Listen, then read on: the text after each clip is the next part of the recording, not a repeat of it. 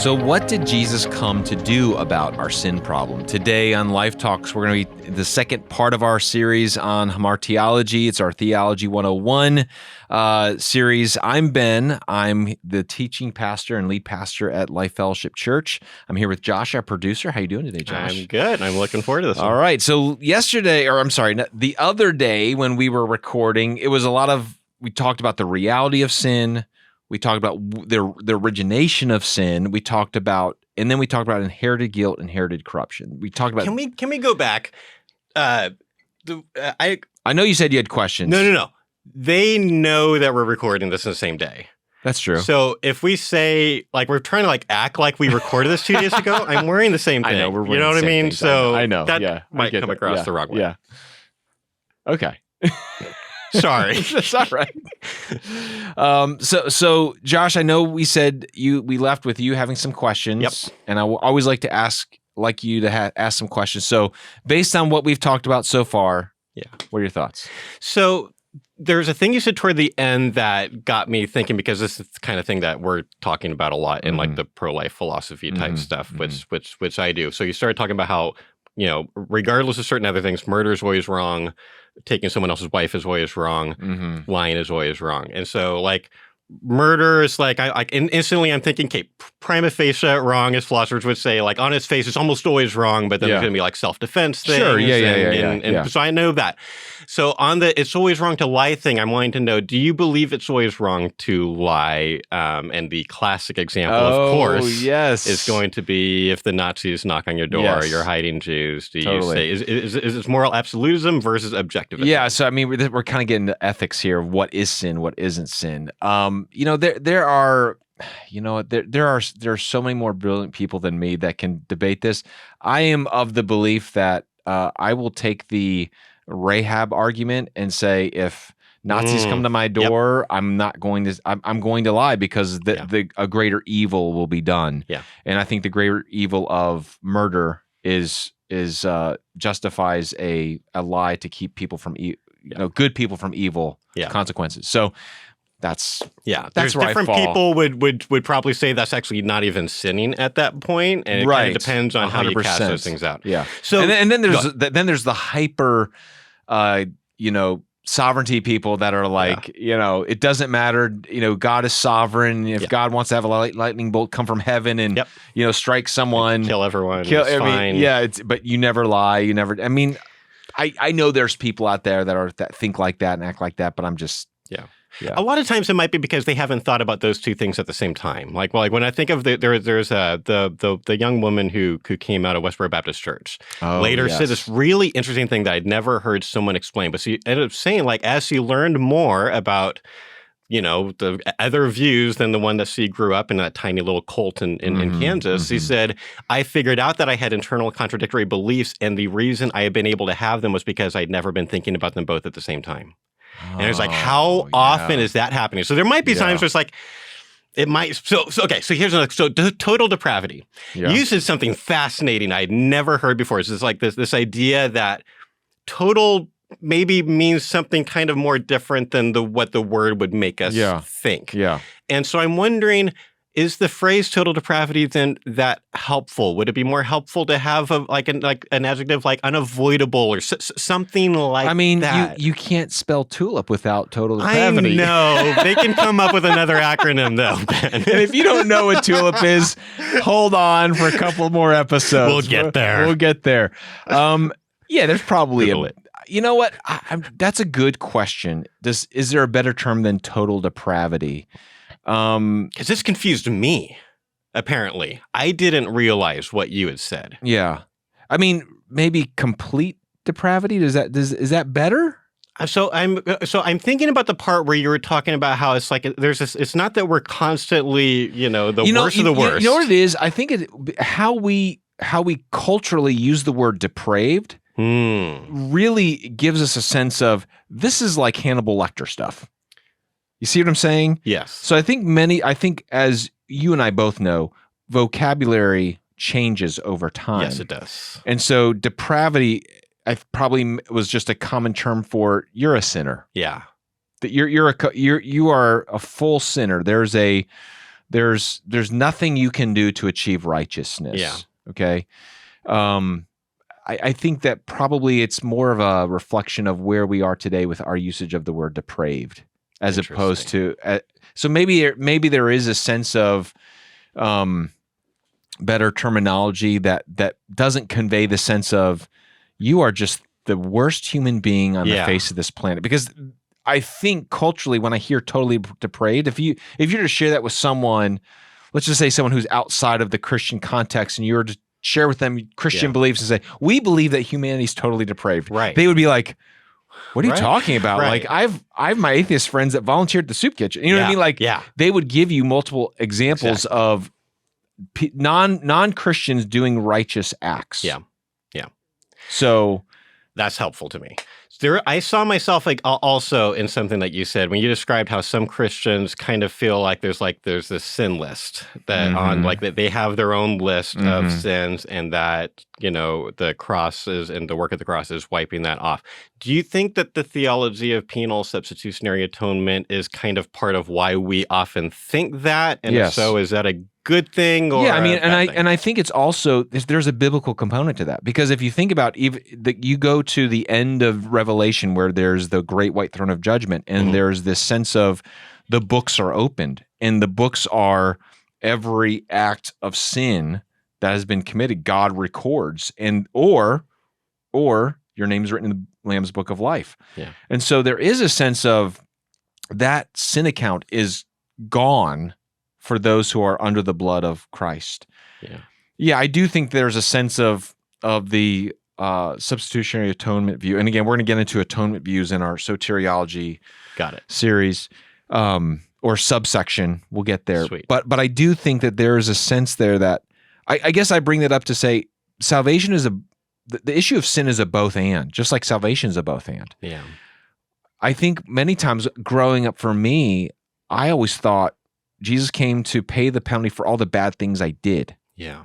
But what I didn't realize is Jesus came to do so much more than that, and he came to change who I was. Yeah. He came to change my very nature and to change my desires, to the new creation idea within salvation. So to me, I think it's really important that we have I remember that moment where it hit me like, oh, Jesus didn't just come to make sure that the bad things I did weren't held against me. He came to change the very nature of who I am. That was a profound moment in my understanding of the gospel. Wow. And I think I was like in college. Wow. Like I was at Bible college when I realized. That's deep though. Wow, it's so much more than because it was always, you've done something wrong. Jesus came to take your punishment away from what you've done wrong. Yeah. And that is true. Yeah. But it's so much more than that. We should do an entire series on all the Sunday school lessons that we were taught that maybe got us confused and going the wrong direction, right? Because it's like we get taught these simplistic ideas and then we kind of lean into that. So the one that I think of is I can still remember the little Sunday school drawing thing that had, here's us on this mountain end, and then here's over here, and then you've got the cross, the bridge. Yeah. And so then I've talked to Christians who literally will actually defend the idea that every single sin is equally wrong. That stealing a pencil is just as wrong as murdering someone else because of that idea, because they're like, well, every sin separates me from God, so it's all equal. And I'm like, well, first of all, Jesus kind of said the opposite in front of Pilate, so I don't know. Clearly, some sins are worse than others, and that would. But it's like, I wonder how many little things like that people like us just get confused about, and if we just talk to someone like you, we would. Well, I mean, understand. I do think that like you said, it's helpful to read the Bible. I think whatever we do, we need to make sure that we supplement whatever we're hearing from people. That, I mean, think about what Jesus said. It's going to be worse for Bethsaida and Chorazin, which are these two tiny little villages in Judea where he lived after his work there, and them rejecting him. It's going to be worse on Judgment Day for Bethsaida and Chorazin than for Sodom and Gomorrah. That's like saying it's going to be worse for Cornelius than Las Vegas on the day of judgment. Right. Like for us, we're like, whoa, time out. Right. We've got a lot of churches. We are moral. We vote Republican in this. Upper class. We're upper class. We've got clean money. You know, we don't have good. I mean, we are not Las Vegas. And Jesus is like, no, it's going to be worse for you. Yeah.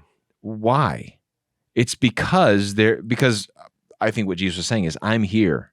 You have the fullness of revelation right here in front of your eyes, and you're rejecting me. Right. Therefore, on Judgment Day, there's a worse rebellion. There's a worse sin that you can commit because of the reality of Jesus in front of you. So anyways, yeah. I think if I could just, before we kind of end this section, I think it's really fascinating to me. You and I are about the same age. As I've seen how the world's messaging of sin and righteousness has changed over time. I grew up in the Gen X, which was very deconstruction of morality, where anything that permeated Western Christian and Judeo-Christian values was systematically attacked and dismantled. Yep.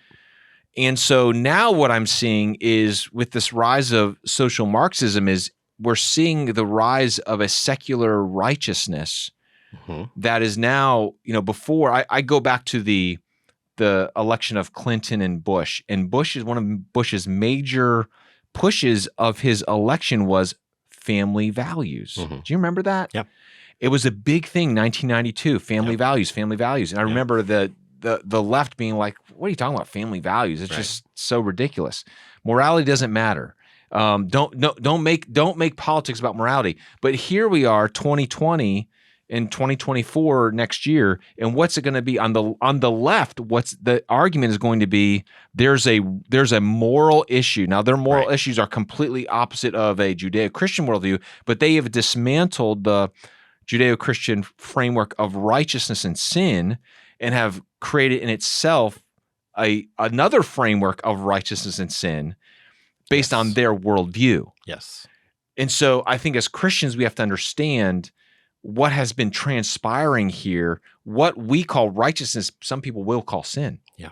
That's a profound reality that we are walking into today that makes it harder for us to even tell someone you're a sinner. Yes. Because your values of what the Bible teaches, they will look at you and say, you're sinning. Yes. They might not use the word sin, but they have a sense of morality that they are propagating. Yes. So anyways. But of course, when even outsiders tell us that they think that we're sinning, we should at least examine, because there are times when they are right and they're seeing a blind spot on us that's even if they're not a Christian. Yes. So it's like we do that 100%, assessment, 100%. but sometimes for sure they're just coming from a completely different. I just think when we talk about the reality of sin, we have to remember that the authority of the revelation of God's word, and that's why we all go all the way back to the bibliology. Yeah.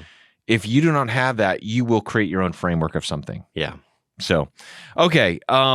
What we're going to talk about now is we got two more things to talk about in the last few moments here, and that is in hamartiology, we have to understand that there are consequences for sin, that God must judge sin. We talked about this a little bit already, but Psalm 50, verse 6, Romans 2, verse 16, Romans chapter 3, verse 6, this idea that God is a judge and he must judge sin, and that sin brings a curse. God pronounces at the very beginning that if you sin, there will be going to be consequences. We see it talks about in Romans chapter 8 that creation groans. We understand that humanity is under the curse of sin. That Romans 6:23, that there is this sense of we deserve the wages of sin, which is death, which is separation from God, separation from each other, and not only. So we have the creative order has been cursed. We have the consequences of sin on our own humanity, that the harmony that we had with ourselves, with other human beings, with creation, and with God has all been broken. And therefore, there is a breakdown when sin reigns. There's a breakdown in society. We see this in Judges. We see this in Romans chapter 1, where there's this continued depravity of, then God gave them over 3 times. God gave them over to their sins. God gave them over. Why? Because when you when you continue down the road of sin, the consequences keep getting worse. And I think it's important to understand that God in his righteousness and his holiness has to judge sin. So there are consequences to sin. Not only are there present realities of that consequence, but there are eternal consequences, which is what the Bible clearly teaches and what Jesus teaches, and that's there's a place called hell and the lake of fire. We will get into that in another subsection of this Theology 101. So we have the consequences of sin. I think it's really important that we understand that. But we also have Jesus overcoming the power of sin. So all those consequences that we talked about, the reality of sin in our lives, our sin nature, our guilt, our corruption, the consequences that we've earned. The good news is that Jesus came to do something about our sin. It says in 2 Corinthians chapter 5, verse 21, that he became sin who knew no sin, so that we might become the righteousness of God. I think it's a beautiful thing. One of my favorite passages of Scripture is Ephesians 1, where it talks about the reality of all the blessings we have in Christ.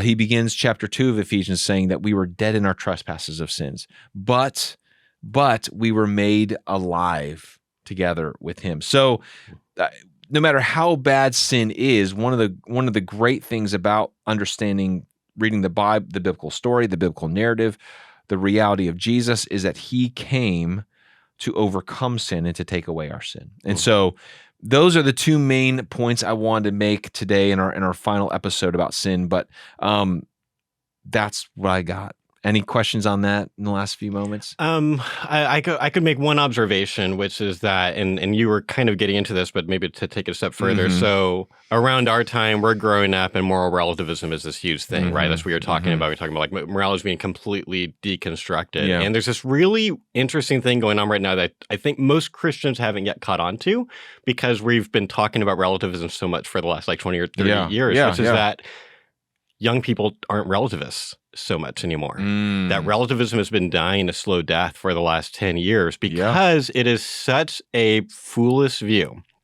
And I am very, I'm very, I don't want to be too judgmental on the other side. I think there's really, brilliant people on every side of every issue, but this is one of the few areas where basically every secular philosopher all abandoned an entire view and stopped defending it. That almost never happens. And so it's like at this point, we talk to young people and they're not usually relativists. They usually are secular objectivists. They believe like us that there is an objective right and wrong. They're grounding it somewhere else. Right. But when Christians come and expect, like, we're going to be getting all those people saying that there's nothing that's wrong with the world. No. Young people really believe there's a lot wrong with the world. There's like 25 and younger, the relativist mindset has died. Yep. And now there's a genuine right and wrong. Yeah. Right? Yeah. And what your foundation is for that right and wrong is, and that's why I think it's so interesting today, especially in the public schools, which have become such indoctrination places for young people to think ideologically secular humanism in a way that in the social Marxism that says there are oppressors. You need to see the world through oppressors and oppressed through this power lens, that there are whoever's in power has a sense that they're trying to keep you from something. And so there's a completely different worldview now that has been accepted by the majority of young people saying, this is what's right and this is what's wrong. Yeah. And so, there's no more, you do what's right for you and I'll do what's right for me. Yeah.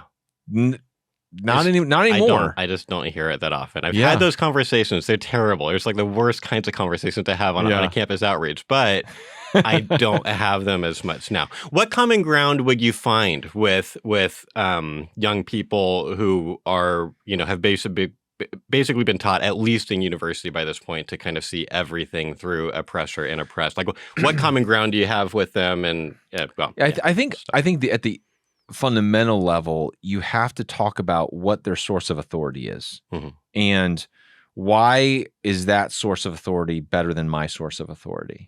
Like, where I want to know, like, have you thought through the moral implications of your decisions? One of the things that's important is you have to help people think through. So if we go down your path, here's what's going to happen. For example, my sons showed me this video. I can't remember if it was a reel or TikTok or something, but they showed this guy who was walking around Manhattan and asking people to sign a petition for Palestinians and for Hamas. Like, and all these people are like, oh yeah, I'll sign that. And like, before you sign it, you got to agree to all these things. And it was all the things that Hamas agrees to, like killing homosexuals and abusing women, like all these things that Hamas is known to do and has had a history of doing. And it's like, can you agree with all these things? And they're like, no, I'm not. There's no way I'm going to agree to this. And so then they won't sign. The whole point is you have all these people that are like, let's wave the Hamas flag and Palestinian flag. And then they realize, well, if you're going to say that, you've got to agree to all these things that Hamas is for. And I mean, I'm not trying to get into geopolitical things, but I do think it's interesting that people will say something and then say, well, if that is your premise, then these are the implications of what your ideology will lead to. Are you okay with that? Yeah. And they might be, but at least they have to do the homework of thinking through the end of their ideologies. And that's what young people do not do. Most of them have this idealism. If I believe this will create utopia. And it really doesn't. It never does. And so I think that's how I would respond to that. What about you?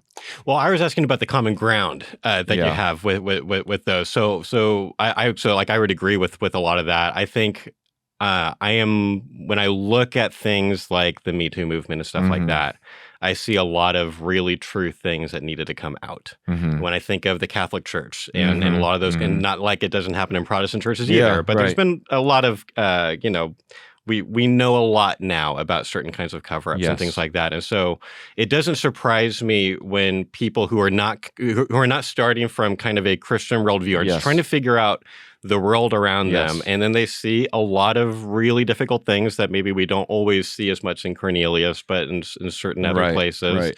It's not too weird to me that they end up thinking oppressor, but then they take it so far that it's like, this is everything. This tells us everything about morality, which then seems like it just goes too far. Yeah. So, hey, we got through. We did. All right. So that's all about sin. We're going to talk about soteriology, the doctrine of salvation next time. And thanks again for joining us on this conversation of Life Talks. Think about, we didn't really talk about the reality of how we confront sin, but I think the big thing I want you to understand is that as big as the consequences are of sin, Jesus came to do something about it. And that's where we can find hope. We don't get stuck in hamartiology in our lives. Our hope is that Christ came to make all things new. And so we're going to be looking at that next time in our series. Thank you so much for joining us on Life Talk. Send us an email. We'd love to hear from you. If questions, ideas for podcast topics, questions that maybe we talked about today, send it to lifetalks@lifecharlotte.com. Thanks again for joining us on Life Talks. We'll talk to you next time.